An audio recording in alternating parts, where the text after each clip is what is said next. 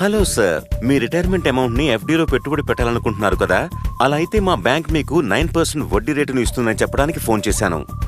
Hello, మీరు చెప్పేది నిజమేనా? వడ్డీ రేటు 9% కట్టిస్తారా? ఎందుకంటే మిగతా బ్యాంకులు ఏవైనా 7.1%నే ఇస్తున్నాయి. అవును సార్, ఇది స్పెషల్ ఆఫర్ కేవలం పరిమిత కాలం వరకే ఉంటుంది. ఓకే, అలా అయితే నేను బ్యాంక్ వెళ్ళి ఫిక్స్డ్ డిపాజిట్ ఖాతా తెరుస్తాను. సార్, మీరు సీనియర్ సిటిజన్ కాబట్టి మేమొక సర్వీస్ ని అందిస్తున్నాం. మా బ్యాంకు ప్రతినిధి మీ ఇంటికే వస్తారు. లేదు, నేను అపరిచిత వ్యక్తుల చేతికి డబ్బివ్వలేను. సార్, డబ్బుని చేతికి ఇవ్వనవసరం లేదు. మీరు ఒక క్రాస్ చెక్ ఇవ్వాల్సి ఉంటుందంతే. ఆ డబ్బును మేము నగదు రూపంలో విత్డ్రా చేయము. నగదు అమౌంట్ ని ఫిక్స్డ్ డిపాజిట్ అకౌంట్లోనే డిపాజిట్ చేస్తాము. 2 చోట్ల మీ సంతకం కావాలండి, ఇక్కడ ఇంకా ఇక్కడ.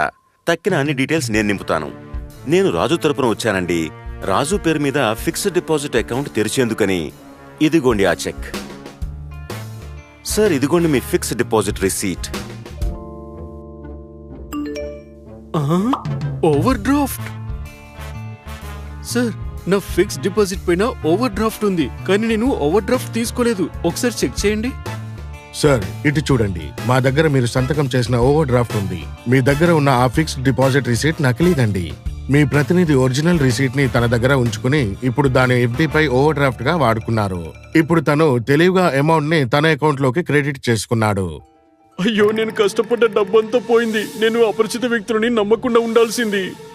అప్రమత్తంగా ఉండండి. ఫిక్స్డ్ డిపాజిట్ ఓవర్ డ్రాఫ్ట్ మోసాలకి దూరంగా ఉండండి. చేయవలసినవి: సంతకం చేసే ముందు డాక్యుమెంట్లని సరిగ్గా చూడండి. బ్యాంక్ శాఖకి వెళ్లి గాని లేదా ఎవరైనా పరిచయం ఉన్న వ్యక్తి సహాయంతో గాని ఇంటర్నెట్ బ్యాంకింగ్ లో లావాదేవీలు జరపాలి.